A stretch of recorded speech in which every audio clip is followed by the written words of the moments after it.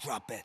TBS FM 현재 상황 문제 파악 맥락에 집중 묵직한 질문 흔들리지 않는 중심의 축제 일구 몸쪽 꽉 찬 돌 짚고 쇼미더 뉴스 세상을 바라봐 어제의 뉴스가 오늘의 변화 쇼미더 뉴스 진실을 찾아봐 오늘의 뉴스가 내일의 역사 쇼미더 뉴스 꼭 알아야 뉴스만 골라서 전해드립니다. 쇼미더 뉴스 전할 분들입니다. 봉보라 봉봉 봉봉봉. 이분은 지치지 않습니다. 최진봉 성공회대 교수입니다. 안녕하세요, 최진봉입니다. 뚱컵의 인사이트 K 배종찬 소장입니다. 벨벨벨벨벨벨벨벨. 예.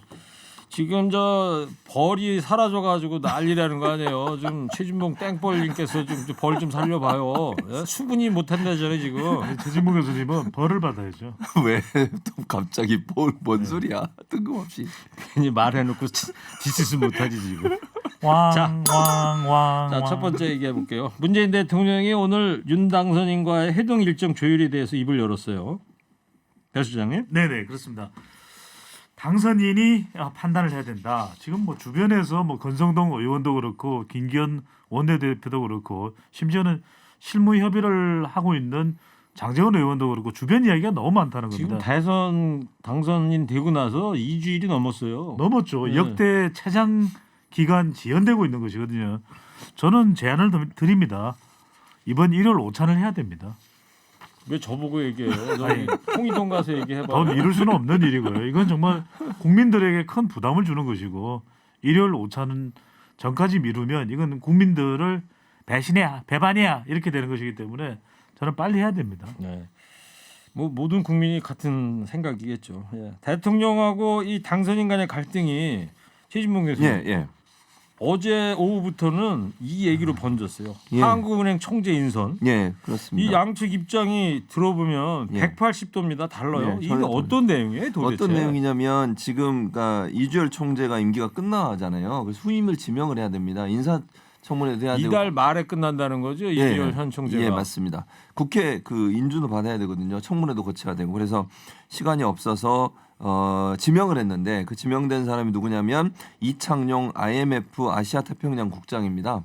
이분이 이제 금융위도 근무를 했었고 이쪽 분야에서 오랫동안 일하셨던 서울대 교수 출신이시고요. 네. 한국은행 안팎에서는 아주 좋은 인물이다는 좋은 인물이라고 평가가, 평가가 나오고 있죠. 근데 이제 문제는 이분 임명되는 과정에 그러니까 지명이죠. 임명은 아니고 지명되는 과정에 청와대는 당선인 측의 의견을 들었다. 그렇게 발표를 했는데 장제원 비서실장이 우리는 의견을 낸 적이 없다. 이러면서 이제 서로 다른 얘기를 하고 있어요. 진실 공방으로 가고 있는 상황인데 예. 뭐 이 문제가 어떻게 해결될지는 모르겠습니다만 일단 지명은 됐고 이제 아마 국회에서 인사청문회를 거칠 것 같습니다. 예. 아니 근데 이창용 IMF 국장이면 이게 한은은행 총재 후보자로 지명된 거 아니겠습니까? 네. 그러면 반대면 반대일 텐데 당선인 측에서도 이 사람을 반대한다는 아니거든요. 저는 이게 참 잘 이해가 안 되는 부분이거든요. 네. 네. 근데 하여튼 장제원 당선인 비서실장은 강한 불쾌감을 드러내고 있어요. 그렇습니다. 이제 이 과정에 대한 지적을 하는 건데 발표하기 10분 전에 이철희 정무수석에게 전화를 받았다. 그래서 이렇게 하려고 하는데 어떠냐. 그래서 좋은 사람이다. 발표하려면 마음대로 해라. 이렇게 또 이야기를 하고 있거든요. 그러니까 어떻게 뭐 공식적인 동의를 얻었어야 되는 것인지 이 부분이 상당히 매끄럽게도 해명이 되지 않는 건데 이창용 전 서울 지금 현 서울대 교수이기도 한가요? 현재는 아닌 것 같은데. 근데 이 이창용 IMF 국장이 MB 정부 인수위원이기도 합니다. 그랬었죠. 네. 그리고 MB 정부에서 맹활약을 했던 인사입니다. 네. 그리고 서머스 빌 클린턴 시절에 재무장관을 했던 로렌스 서머스 미국 하버드대 경제학과 교수의 수제자이기도 하고요. 네. 그래서 금융위원회 부위원장도 MB 정부에서 했는데 그러면 이 사람 반대다. 다른 사람으로 가야 되겠다. 이렇게 답변을 인수위 측에서 전달을 하든가 이렇게 하면 되는데 이 인물에 대한 또 반대는 아니거든요. 네. 그러니까 참 이게 무슨 의미인지를 참 이해하기가 힘든 거죠. 미국에서 유학하고 오셔서 그런지 미국 재무부 상황까지 다 알고 계시군요. 네. 제가 이창용 국장 그러길래 인터넷으로 검색을 해보니까 저가 딱 하는 공통점이 있더라고요. 저거 갑장이더라고요. 아, 그렇군요. 60년생. 예. 뭐 지금 대통령 되신 분도 60년생이고. 네. 자, 근데 최진봉 교수님 예. 청와대 측에서는 자꾸 거짓말하면 협상 내용을 다 공개하겠다 이렇게 역공을 펼쳤어요. 그렇죠. 이제 장제원 네. 실장이 그런 얘기를 하니까 청와대에서는 의견을 물었고 들었는데 그 얘기를 자꾸 그렇게 얘기를 하면 결국 협상 과정에 있었던 모든 걸 밝힐 수밖에 없다. 왜냐하면 이게 마치 그 현 정부, 그러니까 청와대가 의견도 듣지 않고 일방적으로 임명한 것처럼 그렇게 분위기가 몰아가고 있지 않습니까? 당선인 측에서는. 그래서 그 부분에 상당히 불쾌감을 느끼는 것 같아요. 그리고 충분히 의견을 들었고 그쪽에서 동의를 해서 지명을 했음에도 불구하고 이런 얘기가 나오는 것에 상당한 불쾌감을 표현하는 그런 모습이라고 볼 수 있을 것 같습니다. 네. 자, 지금 청와대와 이 당선인 간의 갈등 얘기 중에 세 번째로 불거진 한국은행 총재 지명과 관련된 이야기를 하고 있는데, 네. 근데 윤 당선인 측에서는 하는 총재 인선 두고서 비위를 감추려는 꼼수다 이런 얘기가 나오는데 이건 뭔 얘기예요? 어제 제가 이제 설명을 드렸던 거죠. 어제 많은 보도가 되지 않았던 내용인데, 그러니까 감사원에 감사위원회가 있습니다. 여기는 감사원장까지 포함해서 감사위원 6명까지 총 7명인데 네. 다수결로 결정되니까 몇 명의 의견이 중요한 겁니까? 4명이거든요. 그렇죠. 그러다 보니까 감사원장은 문재인 대통령이 임명했고 감사위원 2명도 문재인 정부 때 임명이 된 거거든요. 네. 그러면 이제 한 명만 현 정부에서 더 임명을 하면 감사위원회를 주도해 나갈 수 있다. 예. 그러다 보니까 이제 감사위원회 임기가 지금 2명이 공석입니다. 예. 그러다 보니까 임명하겠다 이렇게 나오니까 지금 당선인 측에서 이제 발끈한 거죠. 이게 그럼 감사위원회를 여전히 그러면 새 정부가 들어서서도 문재인 대통령 영향력 하에 놔두겠다는 거냐? 이거 우리 못 받아들이겠다. 탈원전도 해야 되고 수사도 해야 되고 수사할 거리가 많다. 그러니까 공석인 두 자리를 지금 문재인 대통령이 임명을 하게 되면 네. 과반을 차지하게 된다. 그러니까 하지 말라는 거죠. 네. 이 내용을 가지고서 한국은행 총재는 바로 이 감사위원을 임명하기 위한 것을 가리기 위한 네. 꼼수다. 예. 이런 반발을 하고 있는 거죠. 하여튼 뭐 주장인 거죠 지금. 네. 자, 최 교수님 네. 일각에서는 양측 회동이 이거 이대로 불발되는 거 아니냐? 예? 이 취임식 5월 10일 날까지 그 사이에 전혀 안 만나는 거 아니냐 이런 우려도 나오던데요. 어떻게 전망하십니까? 저는 뭐 결국은 할 거라고는 봐요, 회동이. 근데 당분간 이루어지기는 어렵지 않겠나는 생각도 듭니다. 오늘 사실 당선인이 직접 언론 인터뷰하면 상당히 좀 부정적인 입장을 많이 표명을 해서 우려도 되고요. 예. 그런 표명을 당선인이 직접 나서 하는 것도 저는 대단히 좀 부적절하다는 생각이 개인적으로 들었는데 어쨌든 그래도 만나야 돼요. 국민들은 사실 두 분이 만나는 모습을 보고 싶어하고 이렇게 자꾸 그 떠나는 대통령과 새로 임명될 대통령이 취임할 대통령이 이런 식으로 갈등을 빚는 것을 어느 층인들 좋아하겠습니까? 그리고 양측 다 부담이 될 수밖에 없어요. 저는 네. 그렇게 보기 때문에 뭐 청와대 회동은 이루어질 겁니다만 시간이 늦어질 가능성은 있다. 다만 저는 빠른 시간 안에 만날 수 있도록 이런 여러 가지 문제점들을 자꾸 외부에서 문제화하고 이슈화해서 만남을 자꾸 이렇게 어렵게 만드는 요소를 작용하지 않았으면 좋겠어요. 네. 두 분이 만나서 허심탄회하게 얘기하고 그 과정에서 문제가 있으면 또 논의하고 이렇게 가는 것이 맞지. 만나기도 전부터 이것저것 가지고 자꾸 문제를 삼고 이슈를 삼고 서로 거짓말 논쟁을 하고 이런 것들이 과연 만남을 더 어렵게 꼬이게 만드는 거잖아요. 그걸 쳐다보고 있는 네. 국민이 불안하잖아요. 그렇죠. 맞습니다. 국민들 지금 가뜩이나 힘든데 이럴 때는 이런 노래를 들려주고 싶네요. 장기하와 얼굴들의. 네. 당장 만나 무조건 만나. 네, 최진봉 교수님. 예. 배 소장하고 좀 허심탄회하게 얘기해 본 적은 있으세요? 배 소장하고 늘 허심탄회하게 저를 얘기하는데요. 아무런 조건 없이. 속 이야기를 안 하세요. 뭔 소리요? 소화. 배 소장 왜 이러십니까? 자, 다음 얘기로 그 윤 당선인의 이 법무부 장관 수사지휘권 폐지 공약을 두고 박범계 법무장관이 네. 거듭 반대 입장을 밝히고 있어요. 그러니까요. 이른바 윤박 충돌이다. 이런 이야기까지 나오고 있습니다. 그러니까 당선인이 됐는데도 두 사람이 사법고시 연수원 동기라는 연수원 거예요. 동기예요. 그래서 2021년 10월 20일 국정감사를 할 때도 박범계 당시 이제 의원이 막 따지니까 안 그러셨잖아요. 전에는 안 그러셨잖아요.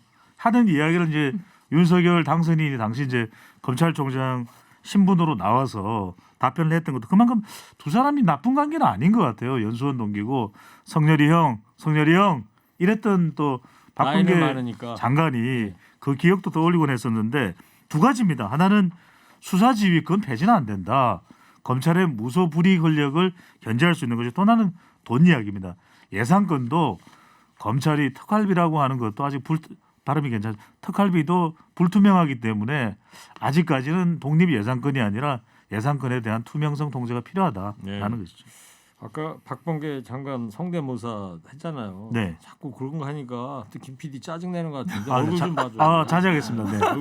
제가 또 김경래 PD 너무 사랑하잖아요.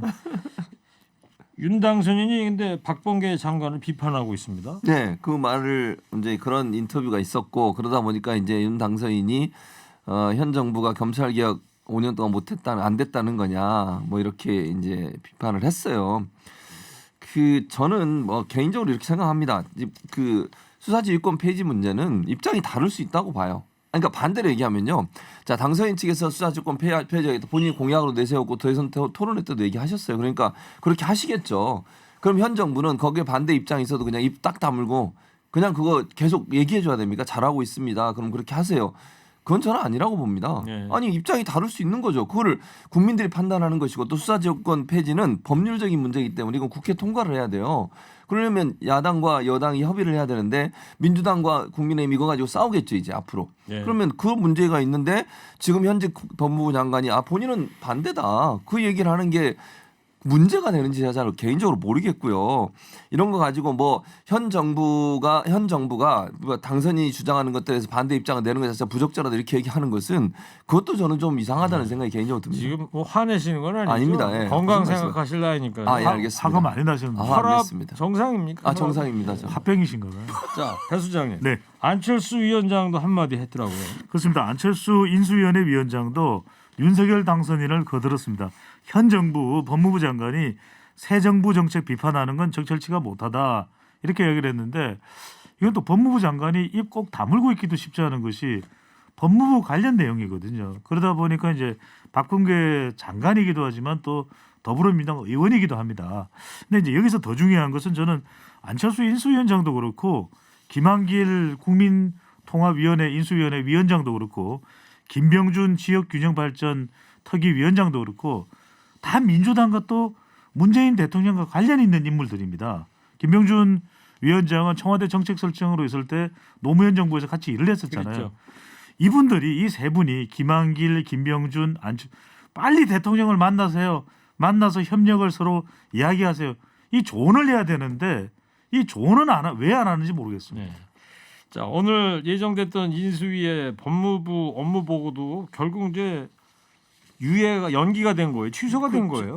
지금 현재는 정확하게 취소인지는 모르겠어요. 연기라고 추후에 일단은 봐야 되죠. 그렇게 봐야 되죠. 나중에 또 할 수도 이거 있으니까요. 어떻게 될 것 같아요? 이 문제? 뭐 할 수도 있고 안 할 수도 있고 그럴 것 같아요. 만약에 이제 뭐 인수위 측에서는 결정하는 문제니까 인수위에서 안 하겠다고 하면 뭐 안 하는 거죠.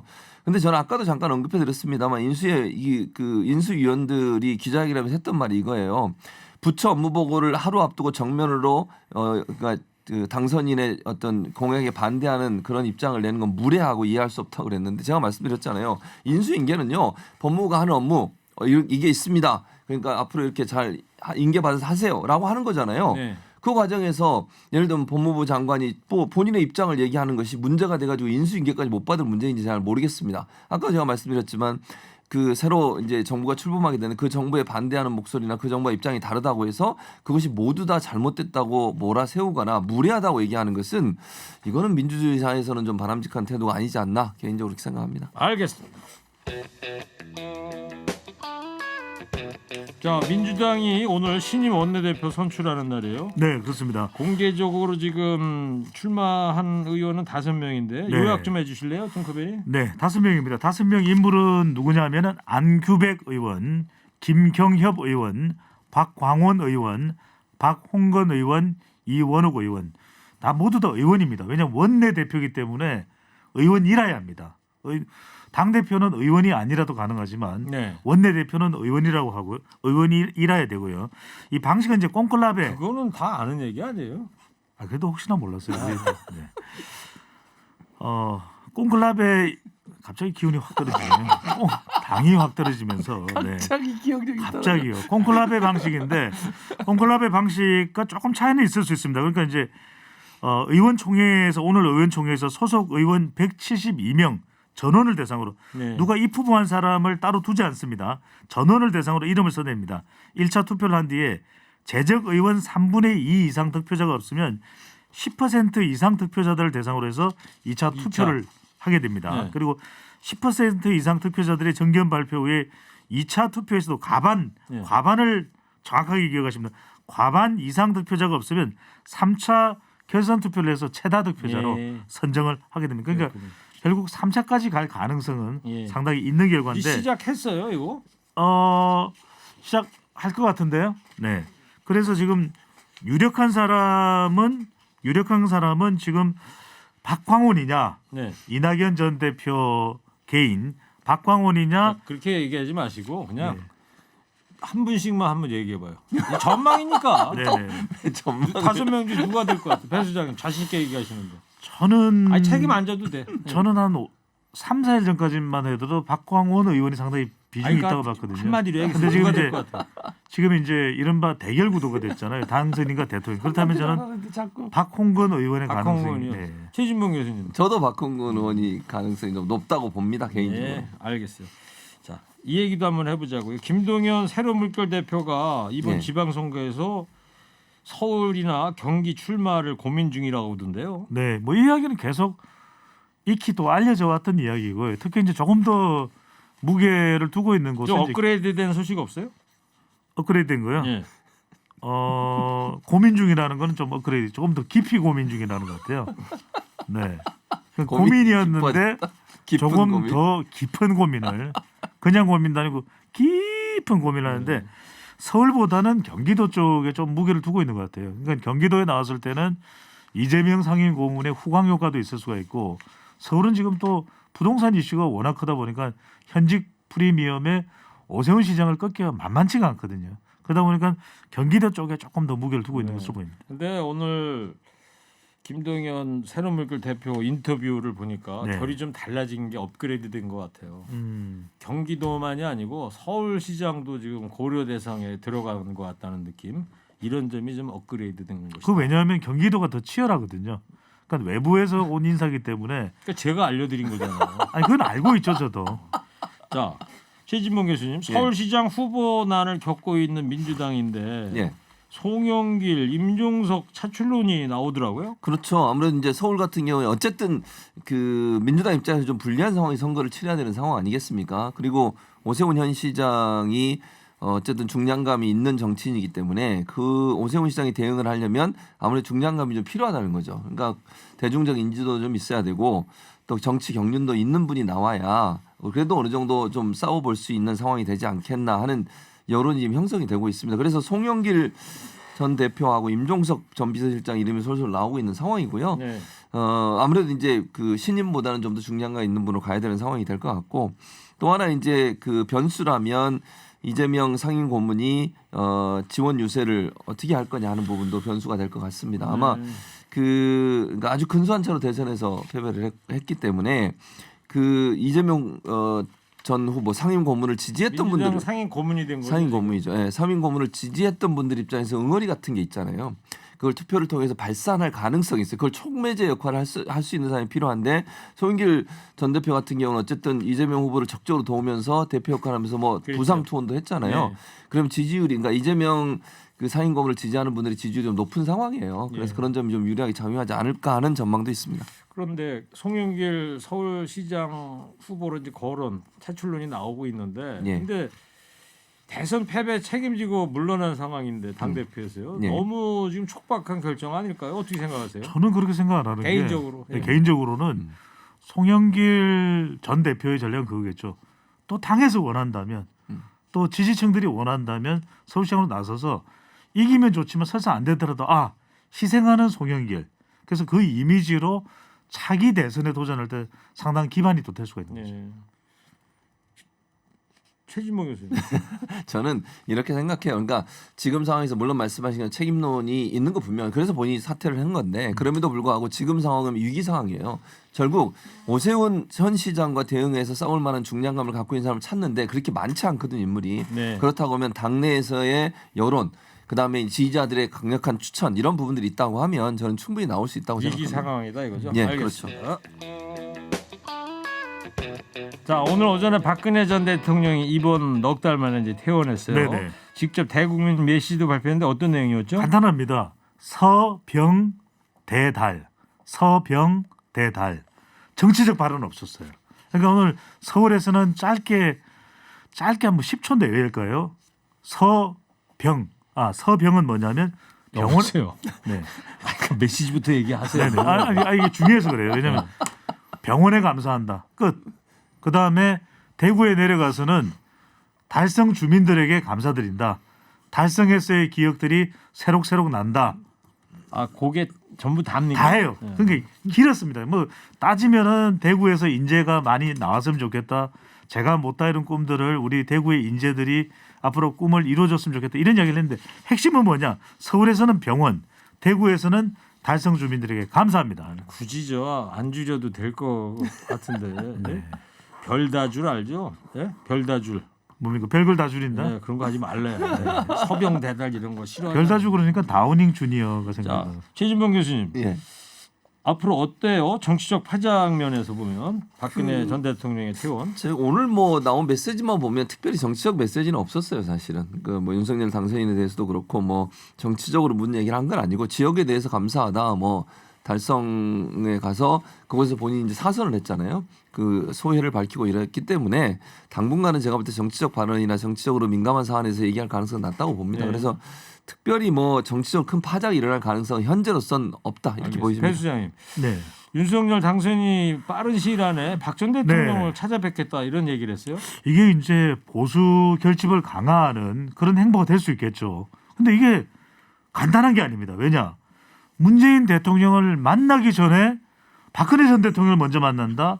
이게 상당히 가져올 정치적 파장이 큰데 또 윤석열 당선인이 무슨 얘기를 했냐면 취임식에 박근혜 전 대통령 당연히 초대 네, 참석. 그러면 한 번도 당선되고 난 이후 만나지도 않는 문재인 대통령, 예. 박근혜 전 대통령 참석, 윤석열 당선인. 아 이제 마무리 하랍니다. 시간이 없고 늘어진다. 자 한 줄 평하겠습니다. 자 오늘은 당 수습에 나설 원내 사령탑 선출을 앞둔 민주당 의원들에게 보내는 한마디 듣겠습니다. 먼저 최진봉 교수님부터 하세요. 3, 2, 1. 개혁만이 살 길이다. 교수님 고민 좀 해주세요. 고민 좀 하랍니다. 이어서 뚱크벨 해주세요. 3, 2, 1. 개혁 고민 다자. 이게 무슨 소리야? 그게 따라해요. 그래. 생각을 안 하고 있었던 거죠. 쇼미더 뉴스 지금까지 최진봉 교수 배종찬 소장이었습니다. 두 분 감사합니다. 쇼미더 뉴스.